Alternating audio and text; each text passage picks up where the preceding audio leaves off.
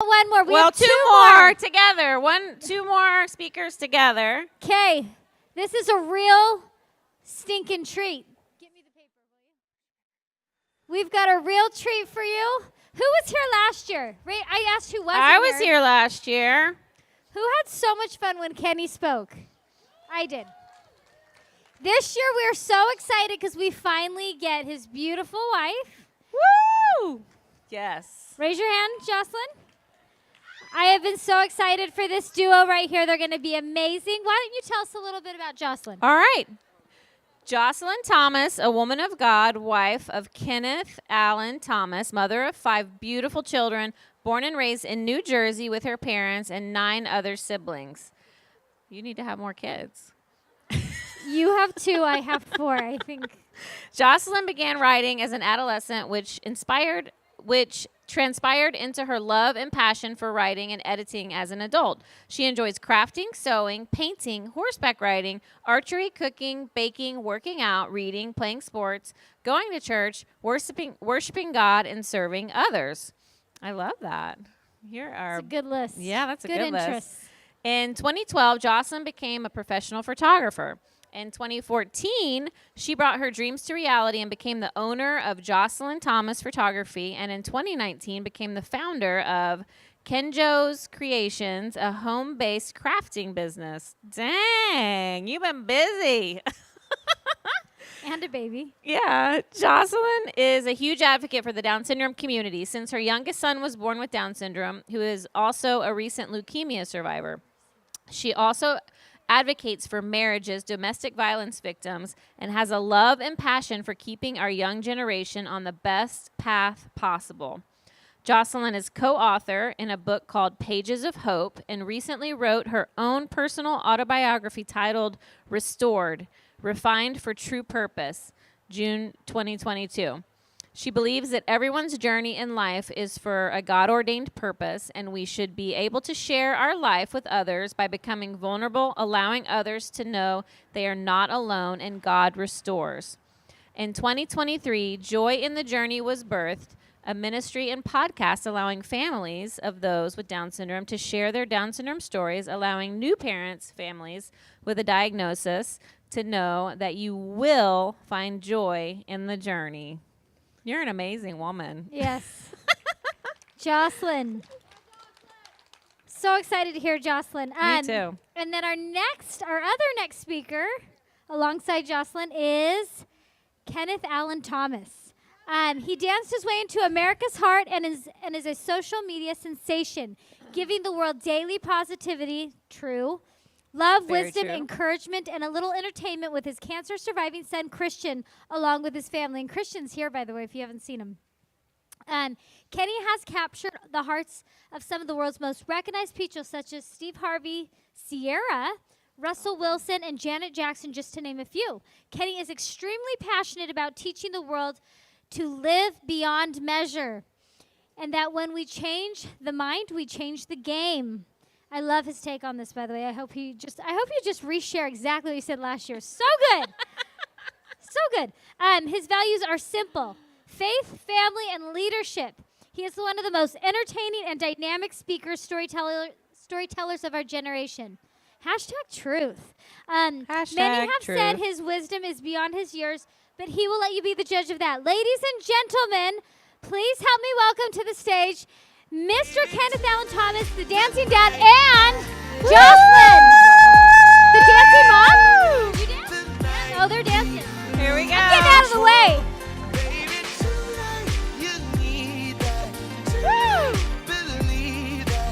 Dear Mom, what's going on, y'all? I wasn't feeling that one. Dear Mom, what's happening? I like it here in the front. How about the back? What's happening in the back? How's everybody doing? You guys don't mind if we sit down? Can we just talk to you guys? Is that cool? Can we talk to you guys? Because you know, I know everybody's been coming up and standing up, but you know, I'm here with my wife, and this is our first time actually doing any type of speaking engagement together. So clap it up for that. And we wanted to kind of like not be so formal. We wanted to just like, you know what? It's been a long day. let's just chill. And let's just relax and let's just talk. Yeah? Yeah, everybody cool with that? If y'all cool with that, say all right. If y'all cool with that, say all right. So just to get things started really quickly, who was here last year? I didn't see all the hands that were raised up. Okay, last year. Wow. Awesome. And for those that are here this year, raise your hands. Raise your other hand. Wait, raise both hands. Now clap them together. There we go. So for those that don't know who I am Kenneth Thomas. This is my wife Josilyne, and we have been on quite a journey, as many of you have been on quite a journey, yeah. And before we get into who we are, I just want to tell you guys a little bit about how we got to where we're at today. If that's cool, say all right. Okay, so just a little quick story. Some of you guys may have saw us at the booth. You may have saw Christian. Maybe he's running around, or he's in my arms, or he's in someone's arms right now. I'm not sure whose arms he's in, but Christian is our fourth child. Christian's our fourth child, and we have 5 children, which is Hezekiah. He's over there, and that's the final child. Okay, that's the no, I'm dead serious. That's the final. It's the final one. I'm going to make sure of it, by the way. Yes, So really quickly, Christian was diagnosed with AMKL leukemia in 2018. By show of hands, how many people have ever had their world rocked?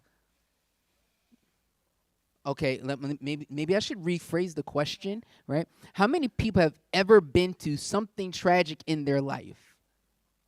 Okay, maybe I should rephrase the question one more time. How about how many people have ever been through something devastating in your life? Okay, some of you guys are not raising your hand, but it's all good. It's all good. So I don't know if her mic is on. Mic, 1, 2. Check. Can you guys hear her? Hear me? No, it's not on. Can we get? Can't hear me? Can you hear me? You can hear a little bit. Maybe we could turn her mic up some. Can you hear me? Yeah. One more time. Good. All right. Clap it up for my wife. So 2018, we felt rocked by, the news that our son had developed leukemia. And when Christian was born, he was born with a rare blood disorder. And that blood disorder, left him with very, very low platelet counts, right? And for the first 14 months of his life, what were we doing? We were just simply going to the hospital every 2 to 3 days, getting his blood checked and things. And then every week, just getting his blood checked. And that was our new normal at the time. And we didn't know what, God was doing in our life. We didn't know what was going on. I'm a dancer by trade, so after this, we're going to get down. Is that cool? No, I'm serious. We're really going to jam. Yeah? All right. So, yeah. They're ready. They're ready.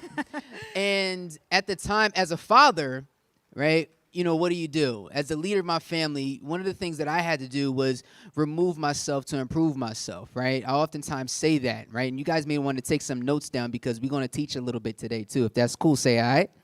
Okay.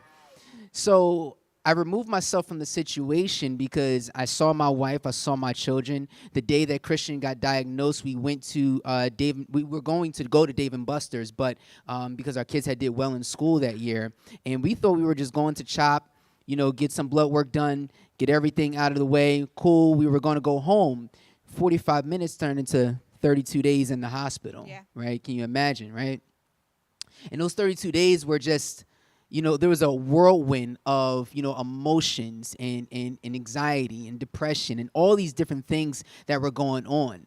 Now, by show of hands, how many people have ever felt anything like that before? Right? Yeah, exactly. Now, another question that I have is, how have you ever really learned how to do it, or did you have to just dive right into it, right? You had to figure it out on the fly. Sometimes we got to build a plane while we fly it, right? And the fortunate thing is that my upbringing in life had me to a point where I was mentally right to attack this thing head on, okay? Many times people will go through whatever it is in life, and they'll find themselves in a challenge, and they go left, or they see things going left, and they continue to go left. But today we're going to teach you how to go right. Yes. Is that cool? If that's cool, say all right. Okay. So, hon, I would like you to chime in and explain a little bit of your feelings and some of the things that you felt, when Christian was diagnosed with, Down syndrome, not Down syndrome, but with leukemia. Leukemia. Yeah. So can you guys hear me? Because I feel like you can't that much. Let me. Here you I go. think it's better. It's better. Yeah. For me, I handled it very differently than Kenny did. And I praise God that I had Kenny in my life, because I feel that if I did not have a strong husband by my side, honestly, I feel like I would have lost it. I would have probably handled the situation with my son having leukemia a whole different way.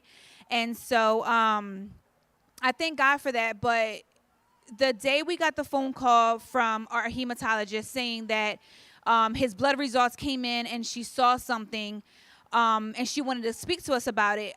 We were at our dance studio that we had owned at the time, and I told Kenny, I said, "Hun," I looked at him, I said, "Hun, I hope that God knows that I'm not strong enough to deal with a child with cancer. Like, I hope that the results came back that he has no markings of Down or of leukemia, and that he's okay, because I don't think I'm strong enough to do that." Because as a mother, one of the worst fears is hearing like your son has cancer. And so he looked at me and said, "Whatever happens, we're going to do it together, and it's going to be okay." And I said, "Okay." But still deep inside, I was expecting and waiting for the doctor to say everything was good, he's good. My life felt like it was crashing down when I heard the words, "We want to see you in person. I think you should get a second opinion." And at the time, our insurance wasn't covering him going to the Children's Hospital. And so that was a fight in itself. I had to fight with them to at least, I got on the phone because they denied his visit. And I'm like, I'm a desperate mom. I need just one visit at CHOP, just one. And eventually I changed his insurance so he can get treatment there once we found out he did have cancer. But I had to fight for my son at that moment and say, "I need just one visit. Just give me one visit, please. I'm a desperate mom here." And so they did. And when we heard, that there was cells that were cancerous in his blood work, I instantly felt numb. I became numb. And I felt like I couldn't move. I felt like I couldn't talk. I felt like my face literally hit the floor and I couldn't come up from it. And it wasn't until we actually talked as a family in the hospital room and was like, "Okay, we're going to pray first." And I had to reach out, to a few people and just kind of share my heart. This is what's going on. This is the news that we got.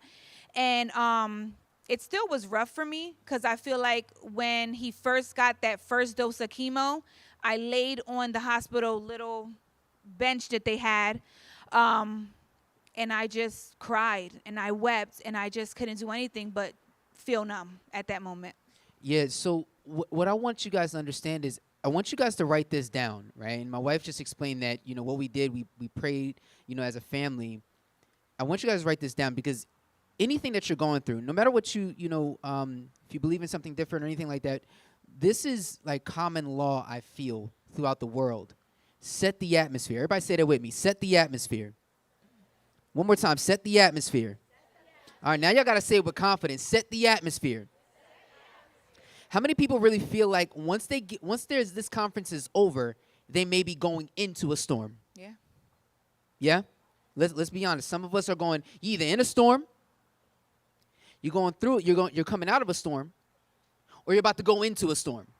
One of the three is going to happen. One more time. You're either in a storm, you're coming out of a storm, or you're about to go into a storm. Okay? Now, the thing is that we have to make sure that we understand how to navigate through the storm, right? Notice I said through the storm. Yeah. Okay?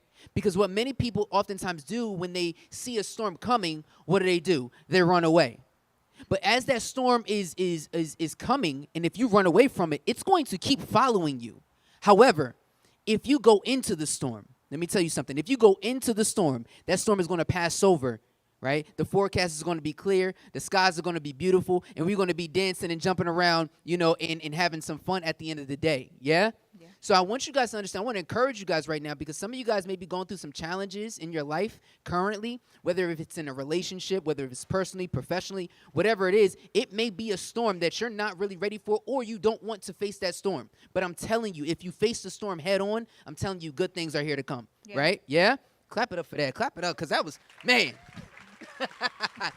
But so last year I shared some things, and I shared use your gift to make the shift. Okay, write that down. Use your gift to make the shift. Okay, there may be challenges, obviously, or whatever, because we have children with Down syndrome. There may be challenges inside the relationship that you may be in, or maybe you don't have a relationship, or whatever it is. I want to be sensitive to everybody's situation because I'm not sure. Okay, but what I want to share with you guys is that at this time when we were in the hospital with our son, I knew that I had to use my gift not only for my son, but also my wife, okay? There were times where I had to be my wife's coach, not just her husband. I had to be her husband and then her coach, or her coach and then her husband, right? There were different emotions I had to decipher to know which one am I supposed to be at this moment in time right now, right? I think that's why we work so well together, Yeah. right? So dancing with Christian became the thing. Okay, that was our thing. You know, between my wife, myself, and Christian, she would record us dancing together. For Christian, it was all about the mindset. And remember, I said set the atmosphere, right? Everybody repeat after me. When we change the mind. Okay, we're going to do this again. I'm serious. Listen, okay? I'm that type of leader, okay? Listen, when we change the mind, ladies, we change the game. Okay, all the ladies, there's about 350 of you guys in here, and everybody else that's in the back as well, too. When we change the mind, we change the game. Do I sound like a dad? I sound like a dad, right? Okay.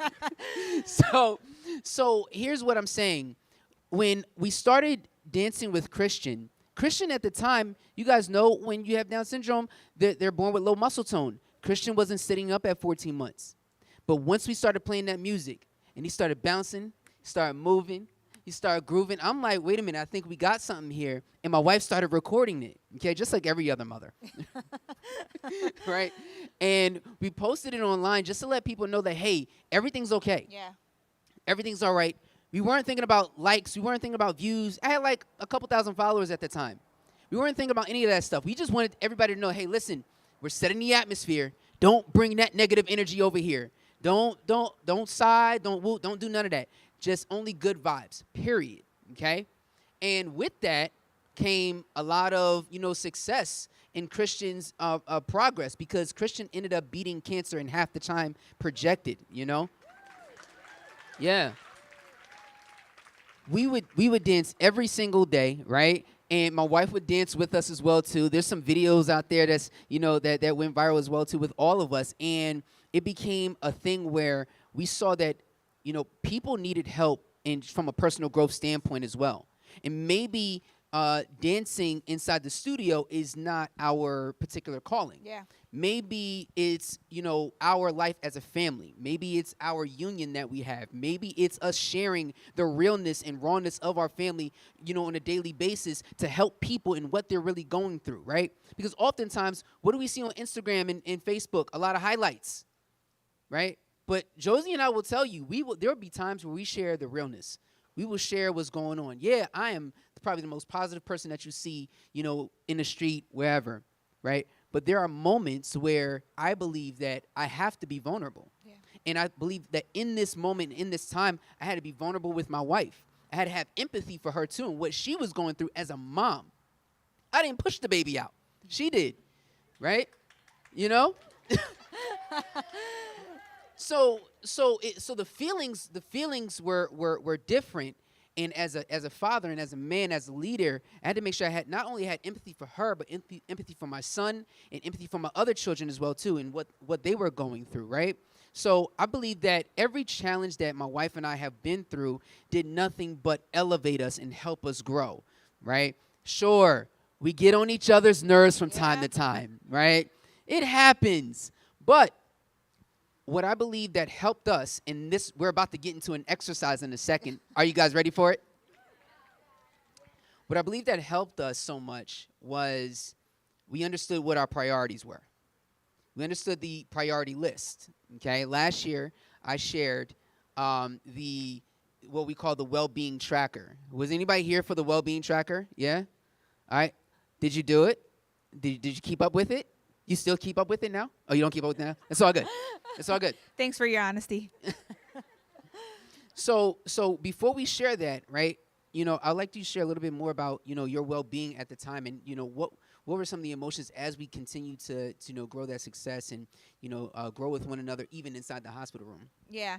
So it was pretty difficult because I felt like in the moments of, being the mom, I had to be a wife, mom to the other kids, just so many things, but I also couldn't lose myself. And I found myself many times just wanting to almost crawl into a hole and not come out. But I also had to consider that my husband may grieve differently than I was, but he's also human as well, and he was also a father. And so just like he was there for me, I also had to check in on him and be there for him. A lot of the times as well, I would have to sit here and call him because he was doing a lot of the errands, running our older kids to and from school, to and from my mother's house, just a lot of the runarounds that we had to do while I stayed in the hospital with Christian the whole entire time. But I had to call and check in on him. Hey, hon, are you okay? Do you need anything? And then right after that, I'm in the bathroom on my knees crying on my face like, I can't do this, and thank God for our village that stepped in because, listen, we need each other. We need people. And at that time, you see so many people just step in, bring us meals, call in and check on us. Do you need anything for the other kids? So many things that we needed. And one of the moms earlier was saying, I don't like asking for help. And I'm like, that's me. But I learned on today, hearing her, that I need to ask for more help. I do, because a lot of times my mentors come, do you need anything? And I won't ask. She's like, you need to verbally ask people, because I'll take the back road, trying to ask them, but I don't really ask them. Yeah. And so, I just had to make sure that I was taking care of myself. And in that, it was, for me, journaling. Taking care of myself is journaling, reading, just listening to a little bit of music, making sure that I have that time with God in the morning. At the time I couldn't work out, but that was hard for me because I loved working out. And so, that was hard for me because you can't work out in the hospital. Yeah. They don't have gyms there. And so I had to do other things that kept me sane because I wanted to lose my mind. But I thank God for, the tribe that we had at the time, because that was a really difficult time. Absolutely. Shout out to anybody that has a tribe. Clap it up for your tribe. Clap it up for them. Yeah. Because it's very, very necessary. So shortly, what we're going to do, we're going to get into a small little exercise, okay? Because I believe in well-being. I believe that, prioritizing your self-care is truly, truly important. Hence why many of you are here right now, right? And there's no kids. This is for you, okay? This is for you. So I really want to celebrate every last woman in here for taking the initiative to say, you know what? I'm coming because I'm doing this for me right now, right? And it's not a selfish thing, okay? It's more so I've got to be better for everyone else, right?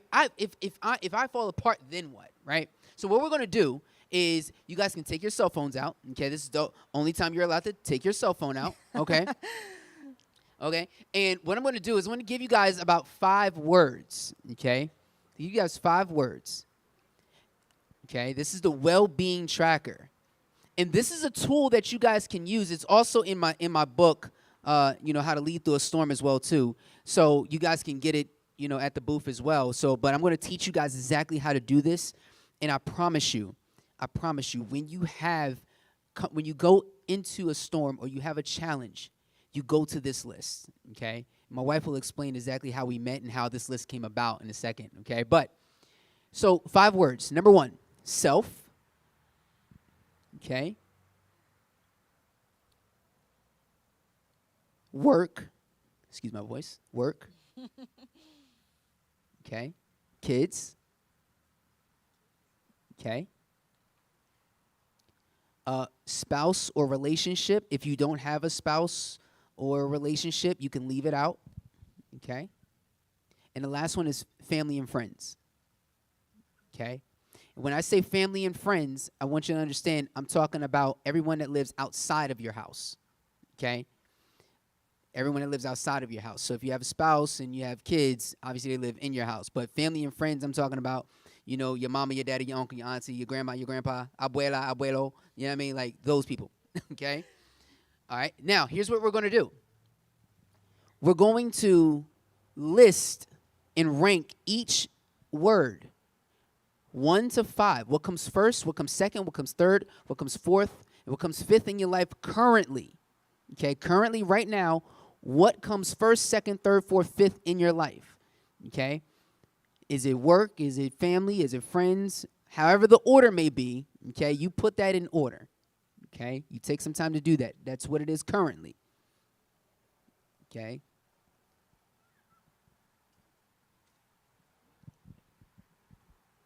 Okay, what comes first, what comes second, what comes third for you. Okay? And then when you're done that, you're gonna rank them again, but you're gonna put the word ideally under. Okay? So ideally, what would you really want? Okay?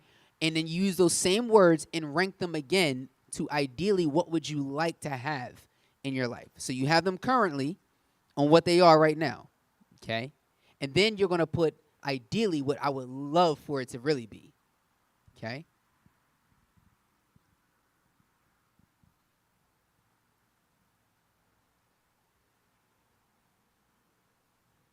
Awesome.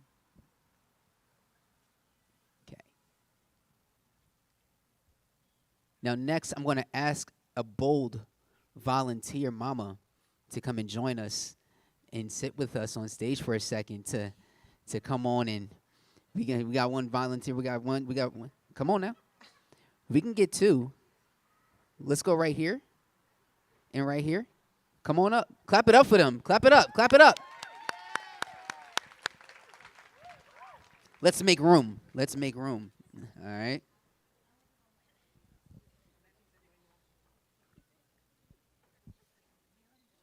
They could be right here. You can just sit right next to us. One here, one here. All right. Hey. What's happening? Hello. Clap it up. Clap it up. You know. You can sit right here. You can sit right here. You can sit right here. Okay. So what's your name? Janine. Janine. Everybody clap it up for Janine. Melissa. Give it up for Melissa, y'all. Okay. So Janine, can you share with us what does your... Oh, you want to do her first? Okay. Melissa, you want to go first? I've had a can and a half of wine. I would love to go first. Okay, let's go. I love it. Okay. So. Okay, give her the mic. Yeah. Yep. Oh, okay. So it goes kids first. Friend, this is the first list, right? Yep, the first Okay, list, current. The real one. Mm-hmm. So kids first. Uh-huh. Family and wait. I skipped the number 2. It's okay. So It's okay. kids first. Uh-huh. Friends and family second. Uh-huh. Work third. Uh-huh. Spouse fifth. Fourth. I'm tired. And self 6. Self 6. Mhm. Awesome, awesome, awesome. Clap it up, clap it up. Keeping it real. Okay. Okay, so current list, kids 1, probably not surprising. Self 2, spouse 3, work 4, family, friends, outside house 5. Awesome, awesome. Okay. So they were real and they were honest. Okay. You ladies don't put yourselves first at all. Right? Yeah. Ideally, though, what would you want? Ideally, Ideally. $1 million. Okay. Come on now. Okay. Make it 2. Make yeah. it 2. I'm trying to be humble. So self first. Okay. Then the kids. Okay. Then the spouse. Uh-huh. Family and friends. Okay. And then work. Okay. Awesome. Awesome. Right. What about you? So I couldn't change the list. She couldn't change the list. That's why I volunteered, because I'm like, I don't know what to do. If I think there's some changes that could happen, but that's why I volunteered. Do you mind if I coach you a little bit? Do you guys mind if I coach her a little bit? Please do. And yourself as well, Melissa. Ready? I'm here for it. Okay. So let's start right here with Janine. Okay. So let me ask you a question. Okay. So can I see your list? Okay. So self is number 2, which is not too bad, you put your kids first, okay, which I understand, okay? You got work fourth, and you got your spouse number 3, and you got your family and friends. Family and friends I would never change, okay? That should always be last on the list, okay? However, let me ask you a question. When you have yourself number 2, God forbid if something was to happen to you, okay? You got your kids first, okay, and then spouse is number 3. Okay, it's not too bad, but if something was to happen to you, who would catch you? Number 3, right? I think that's kind of what I'm struggling about the family friends, because I feel like I kind of neglect that village. That I feel like I've been a medical mom on the receiving end of the village, and I feel like sometimes I'm focusing on my inner circle, my house, what's going on there so much that I'm not giving back. That I'm like, if something happens to the husband or to me, like, am I giving back to that wider circle? And like, I'm not sure that I know the answer. That's not a bad way to think. I'm here to tell you, you're not far off, okay? What I'm recommending is that you do put yourself first, right? Because how can you be better for anybody, either one of you, right? Because God forbid, if something was to happen, who put self 5th on the list? Somebody put self 5th on the list. So let me ask you guys a question. If something was to happen to you, who's really going to catch you? Think about that. You have nothing else under you, okay? So Janine here has her spouse number 3. So if something was to happen to her, then her spouse is going to catch her, right? What I would recommend, okay, is us putting ourselves, number 1, not in a selfish way. Not in a selfish way. What I mean is your self-care is a top priority in your life, okay? How can you be better for anyone if we are not better for ourselves at the end of the day, right? We just can't. It's impossible to do that, okay? So oftentimes what happens is we think culturally, okay, we're going to bypass all of the things that's happening right here. But we think culturally, okay, put everybody else before me because we think that is selfless, right? And that's a great way to think. But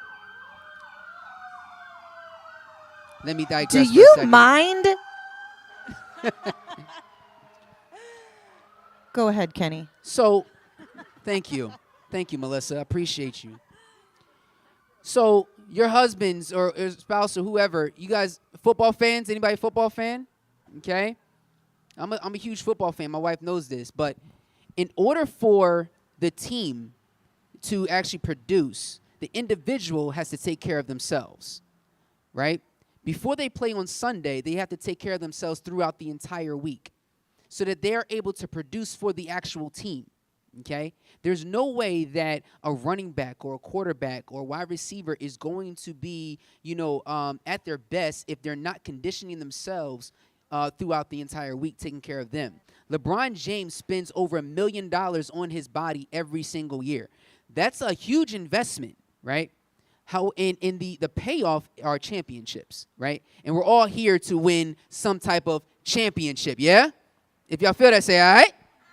Come on now, right? So, Melissa, let me just swing to you here really quick. I really feel like if you were to switch some things around and really start to, what would it look like for you to put yourself first? What would life be like? What would there be more of? What would there be less of if you were to put yourself first? Oh, Lord. What would there be more of? What would there be more of? What would there be less of? Oh, there would be more time, I think. Shout out Because to more time. yeah. When I don't put myself first, I actually am harming myself because I'm not making sure I'm okay up here. And when Yeah. I'm not okay up here, Yeah. I kind of disappear from everybody else. Yeah. And I don't make time for them because I'm too tired. Right. Because I don't make time for myself. Yeah. And so I retreat. Yeah. And everybody else is in the front of the house burning things and Mm-hmm. sticking things in light sockets and, Right. not Any- really. Clap it up for that answer right there, y'all. I totally agree. So Josie, can you explain a little bit more, on, the importance of what you do in the morning to get yourself in order before you get ready for all of our rugrats? Yeah. So it's looked a little different ever since I had the baby, because he is I need to be attentive to him. But before him, and it will go back, I would get up and just have my time with the Lord, read whether that looks like a devotional time, a scripture reading, a worship, like whatever that may look like, prayer. And then I would head directly to the gym. I would have my 45 to an hour session at the gym, which I love doing. For me, that's my mental release. And then after that, I would come home, homeschool my boys. I have 5 kids, and I homeschool 3. And then after that, I just do my daily, whatever I have going on, just to make sure. And I have to literally write everything down. The night before, I'm looking at my schedule. What do we have tomorrow? Making sure I'm staying on track. And, yeah. Yeah, but just clap it up for that. Yeah, because she is something else. Like, I really admire, what she does for our family. Because without her, we have a sinking ship here. Trust me, okay? Like, I'm good. Like, I'm really good at what I do, at being a dad, and, like, I pride myself on that. I'm really great at being a father and being a leader for my family. However, cohesively working together is what we're all about. Having, an actual flow to our family in our household is the key thing. But taking care of ourselves so that we could be there for not only each other, but for our children is a top priority, So give it up for Janine and Melissa here. Truly, truly welcome. Truly welcome. Yes, yes, yes. Watch your step and everything on the way down. Watch your step on the way down. Awesome. You can go that way. Awesome. Awesome. So, are you guys okay? Are we good? If we're good, say all right. So I wanna go into a little bit on. You guys want to know how we met? Yeah. All right. So I would love for my wife to share a little bit of the story of how we met. We have 5 children, by the way. So you can go ahead and tell that story. So long story short, I bagged my daughter's dance teacher. It was the dance moves, guys. Yes. It's all the swag, you know what I'm saying? No, but my daughter was dancing with Kenny. At 7 years old, she started dancing with him.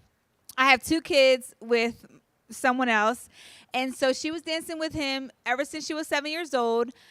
We ended up moving to Hawaii for almost a year. Yeah, it was beautiful. Then we came back. I'll talk a little bit about why I was in Hawaii and why we came back later. But we lived in Hawaii for a little bit, came back, and I asked Kenny if my daughter could dance with him again because she really loved dancing there with him. And so... I'm pretty good. Yeah. I'm joking. You are right. I'm so joking. And so he said yeah. So we came back. She started dancing with him again. We both had gone through a really bad breakup / divorce on my end. And so we kind of started conversing just about dance related, me possibly doing some work for him in regards to helping him boost the dance, environment for him. I was just trying to reel her in. Where text became something more. And so what made me know that Kenny was really feeling me was when he started talking about his cooking. Oh, I can cook, blah, blah, blah. I'm like, yeah, if you can cook, let me be the judge of that. So it was a little bit of both ends. And then he did cook for me one day. I went over. We had dinner. He is a great cook, by the way. I was supposed to go to a birthday dinner with one of my best friends at the time. And she canceled on me last minute after I was dressed, makeup done, all that. So I told Kenny, I'm like, oh, I'm not going out to dinner. He said, well, I'll end up taking you. Do you want to go out? I said, yeah. So we went out. We had a really great time. And from that point on, it was like we meshed well together. And here we are. Here we 9 are. years later. Yeah. 9 years later. So we tell that story for a reason because when we came together, this was nothing that was really expected at all. And in life, we have a lot of, unexpected things happen to us. And we want to take you down a little bit. Like, we were really, really here, but we're going to take you down a little bit. Can we get real with you guys? Like, it's cool to be raw with y'all. Like for real? Like, seriously? All right. So I'm divorced as well, too. Okay? And on my end, I was married at a really, really young age. I was married at 21.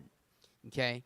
And it was one of those moments where my mom. You ever like watch those movies where the parent or somebody like raises their hand like an objection or something like that at the wedding? You know, my mom did that before the wedding.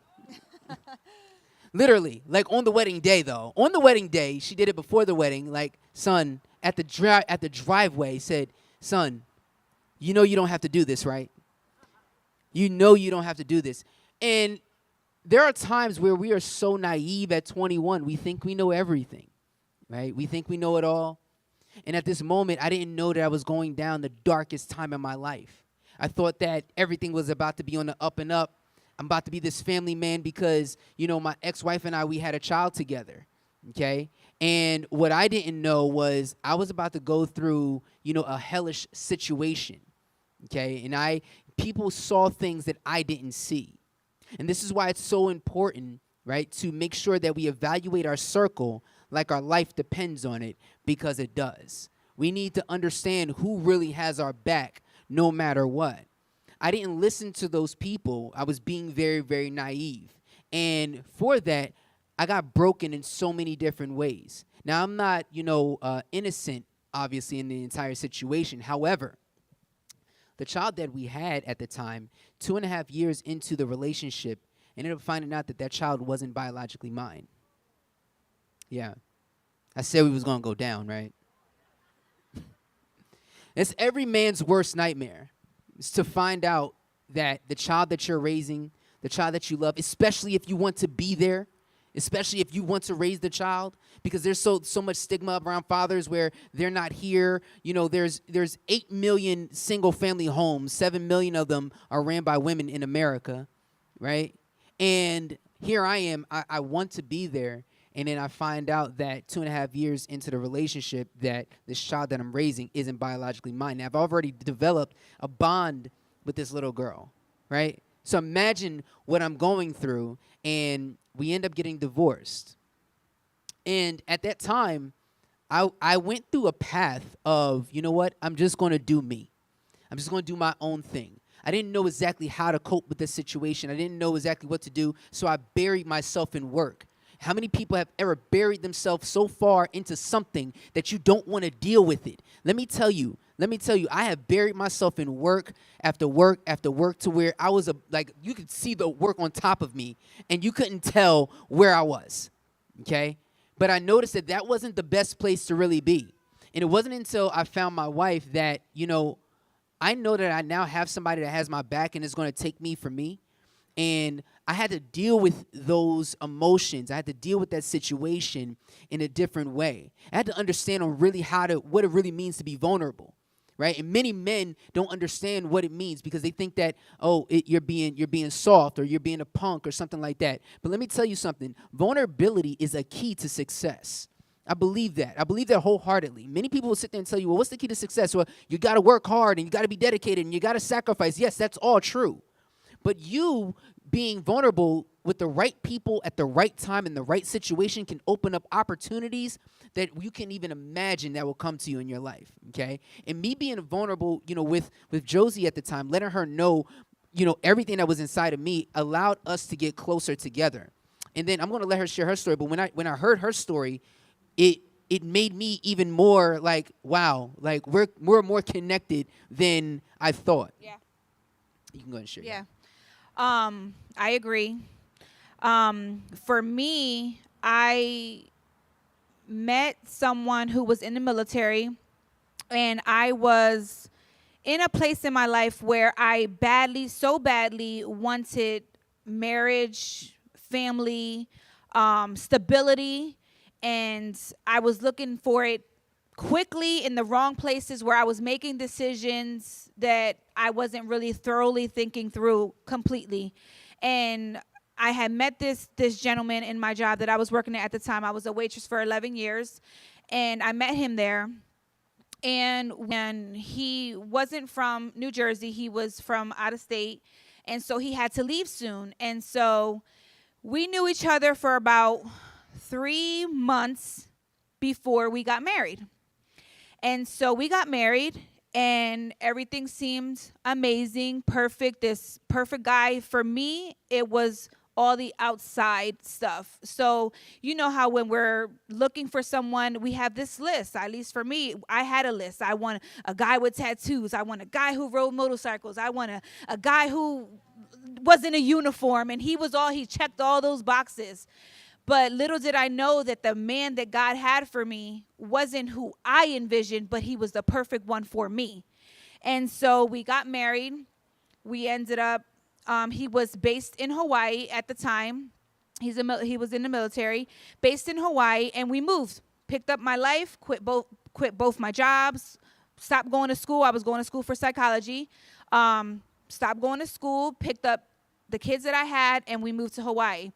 This dream life that I wanted so badly, that I thought I would have with him on a beautiful island, living literally a dream, became my worst nightmare. We moved out there. He became a person that I did not expect. He began abusing me while I was pregnant. Shortly after we found out we were pregnant, I was being abused. My kids started being abused.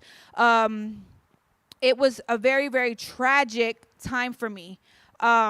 Just being thrown across the room with a big belly, thrown into the bathtub with my belly, slapped in the face, called all types of names, slapped in the back of my head. I had to sleep with, a dresser in front of my door because I was afraid that he would come in and kill me, because he threatened me that one day I was going to die in that house, is what his words were.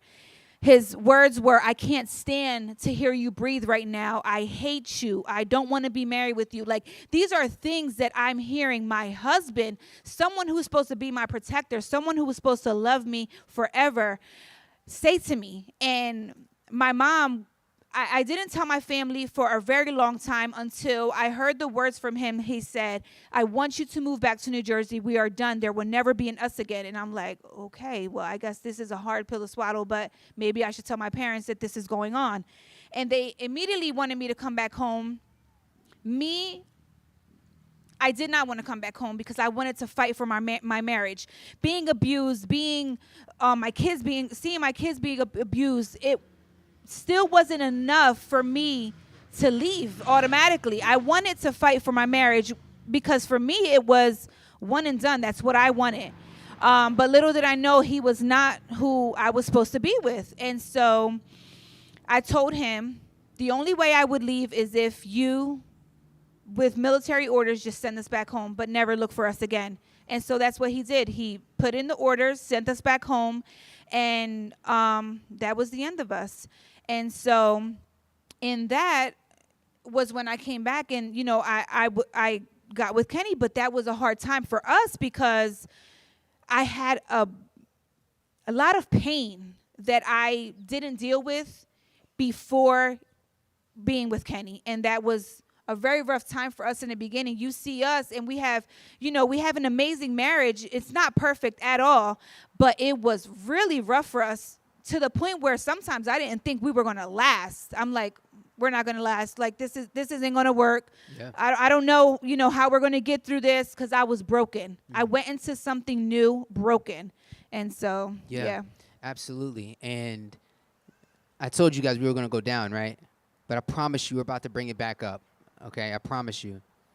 We share these stories with you guys because we know that everyone has a story to tell. Everyone has something that they've gone through, right?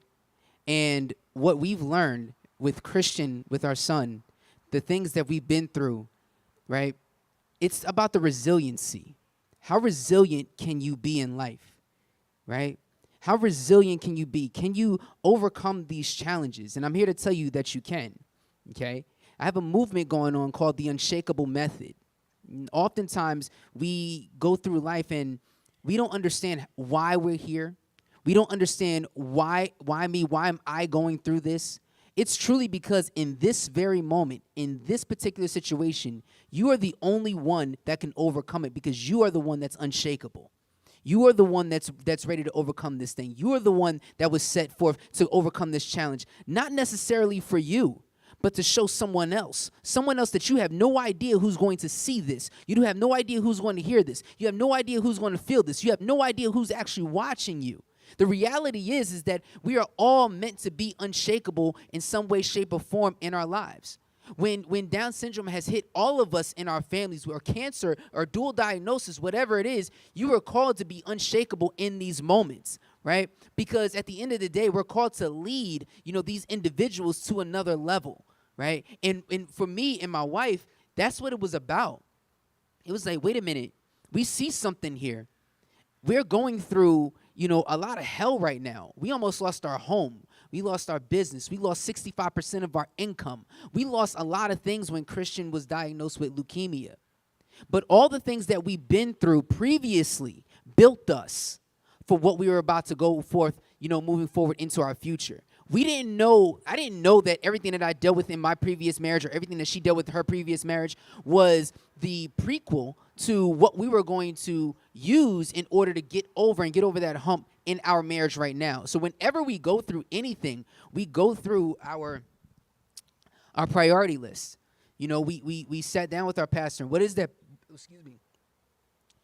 I just want to share really quick while he's choking that I truly believe that it was a purpose for us to go through what we went through in our prior marriages, because I so greatly appreciate what we have now. And I feel like a lot of times we can't appreciate the great because we're not appreciating what we had before. So it's hard for me to, let's say I wasn't in that terrible, horrible marriage. How could I really, truly appreciate my husband now if I hadn't gone through a nightmare marriage? Does that make sense? Right. And so I feel like a lot of times it's purposeful for us to go through those storms, so then we can come out of that and say, hey, I went through that horrible time, but I have this now. I have this person now. I have this thing now that I can now be grateful for and just have gratitude towards it, because I know what it was like when I was there. Yeah, absolutely. And let me just say this. Everyone has gone through something in life, yeah? Everybody say, all right? Clap for yourselves right now.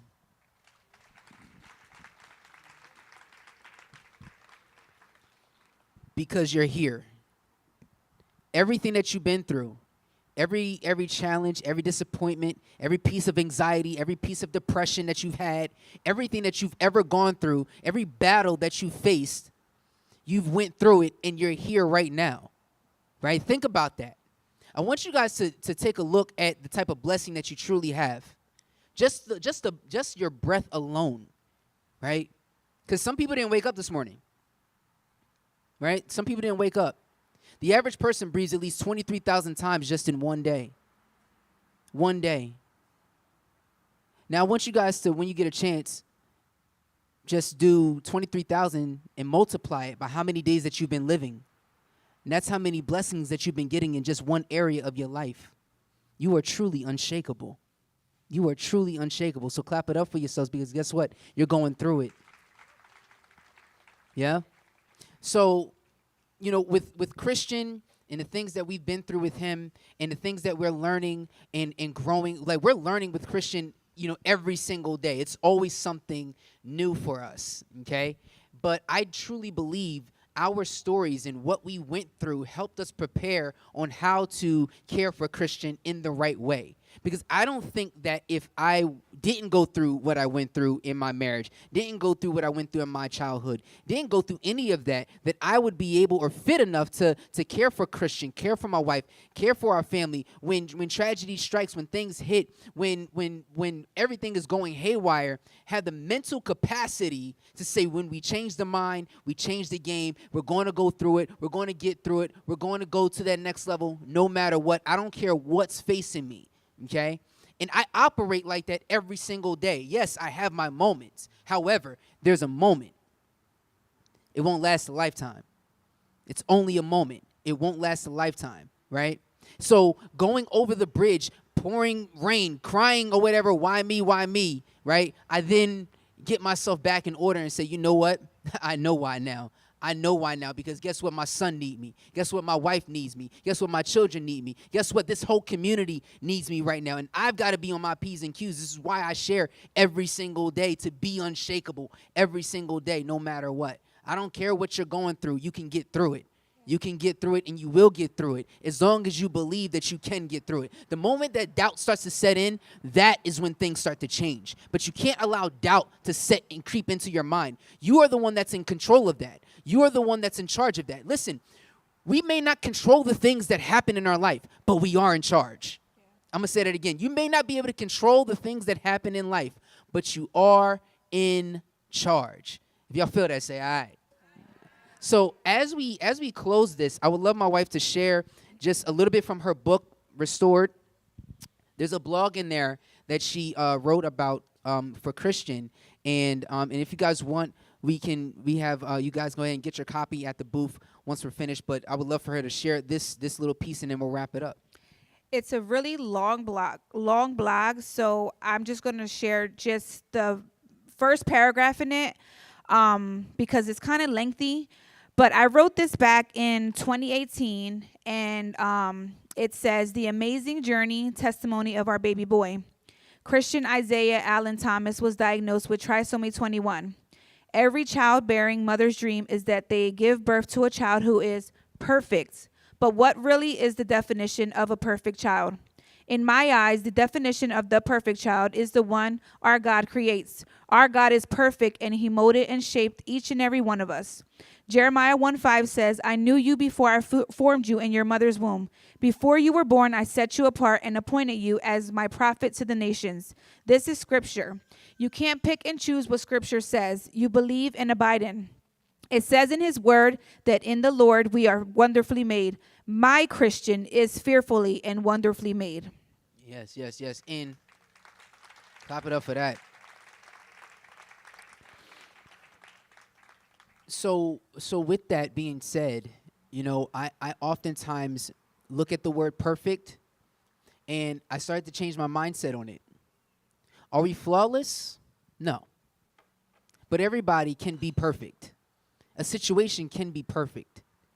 Because in Hebrew, perfect actually means to complete, right? To complete. Wherever you came from, wherever you were traveling from, when you got here, it became perfect. It became complete. When you go home, you've completed your task here. You completed your mission here, okay? When your kids grow up and they get through high school, it's complete. It's perfect. Did they get good grades every single week? No, maybe not. But perfect because they got that diploma in their hand. Does that make sense? If it makes sense, say aye. So this will be the last thing that we share, okay? And I want to give you guys one more tool before we go, okay? What my wife did in order to get out of the rut that she was in as far as in her marriage, she wrote this burn letter, okay? And this burn letter, she wrote it to forgive her ex-husband. And I had to forgive my ex-wife as well, too. I did it differently. I didn't do a burn letter. I actually did some dancing to get through it. But I put it in an artistic way and put it up on YouTube. So I told the whole story and lived it out again on YouTube. It's called The Chronicles of Allen if you ever want to check it out. But my wife did, this letter. And in this letter, she got everything out, okay? One of the things that I shared last year was this thing called a clearing exercise. I'll call it the shifting exercise. And the shifting exercise is basically 4 questions, okay? Write these 4 questions down, okay? And this will be the last thing, and then we're going to party. Yeah. Okay? These are the 4 questions. Number 1, what do you hate? And I know hate is such a taboo word, okay? But for the sake of the conversation, you got to go that deep. So the first question is, what do you hate? Second question, what do you want? Okay? Third question, what do you love? Okay? And the fourth question, what do you stand for? Okay? Those 4 questions. Whatever it is that you're battling and facing in life, you're going to go through these 4 questions. How you do it, okay? And I'm going to ask someone to come up really quickly. I'm not sure how much time we got, but I wanted to, to do this so you guys see how it's done. What do you hate? What do you want? What do you love? What do you stand for? Okay? We repeatedly ask these questions over and over again until all the hate is out. We ask these questions over and over again until all the want is out. We ask these questions over and over again until all the love is out, okay? Because the more we keep stuff buried inside of us, it's going to build and it's going to explode, and you're going to blow up like a volcano because it's going to come out and filter into the wrong area of your life. And that's not what we want, okay? So if I can get a really quick volunteer that wants to come up and do this exercise with us really fast. Boom. Come on up. Come on down. Let's go, Jasmine. All right, hustle. We're on time. We're running out of time. Are you guys okay? You guys good? Okay. So He's with someone else. He's okay. asleep. Okay. So Jasmine, are you ready? Yeah. All right. So I need you to be open and honest, okay? So here's how this is going to go. You do this with a partner, okay? You could do this with your children as well too, okay? Like I recommend that you guys do this every quarterly. Do it every 3 months, all right? You ready? It's like a check-in. Yes. Gotcha. Okay. Jasmine, what do you hate? Being lied to. Being lied to. What else do you hate? Now Hate is she's such, thinking. sorry, hate is such a strong word. I'm like, hate? Yeah, what else do you hate? Ignorance. You hate ignorance. Yeah. What else do you hate?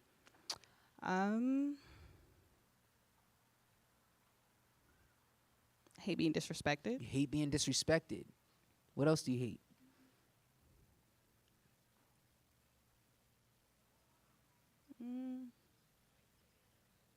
Sorry, you really make me think. Mm-hmm. That's the point. Yeah. I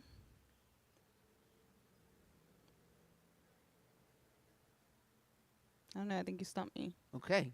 All right. you Once we stumped get all the hate out, Yeah, I think you stumped then we me. stop it, Yeah. right? So we ask the question, we repeat the answer, then we ask the question again until the person is done getting out all the hate or whatever it is that they're getting out. Does that make sense? Okay. Jasmine, what do you want? Closer relationship with God. Closer relationship with God. What else do you want?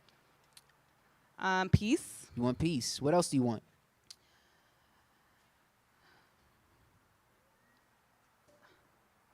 Honestly, those are probably the two Okay. biggest things that I can All think right. of. What do you love? I love my life. You love your life. What else do you love? I love my children. Love your children. I guess this is all the same thing. They're Mhm. all a part of my life. All right. What else do you love? I love to feel seen You love to feel seen. and What not el- in a weird way. Okay. Like, had to clear that up. Yeah. Not like I don't want to be the star of the show. No, Right. no. Just like seen, and sometimes in rooms, you're not seen in places that you Right. know.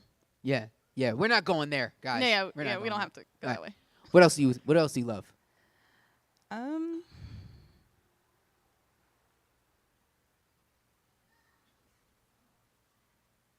I love where I'm at in my life right now. I Love when can't you're at lie. in your life. I'm living the life that I actually prayed for. So I think I'm just in a good Awesome. place. Awesome. Clap it up. So, for the sake of time, we'll just go on to the next one. Yeah. Okay, Jasmine, what do you stand for? Something that's not an action word. What do you stand for? God. Is it quality technically the action word? Quality? No.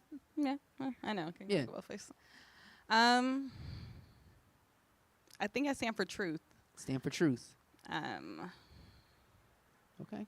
and Stand for truth. Truth and like honesty. Okay. I think I'm living my authentic self, and Yeah. I think that a lot of people don't, unfortunately, and that's a whole nother conversation. All right. So Jasmine stands for truth. Everybody heard that, right? Okay. So because she stands for truth, Jasmine, I want you to look at all these beautiful mamas out here. Okay. Okay. And now all these beautiful mamas for the remaining of this event, they get to hold you accountable Yes, to the please. truth. Right? Everybody got that? If you got that, say all right.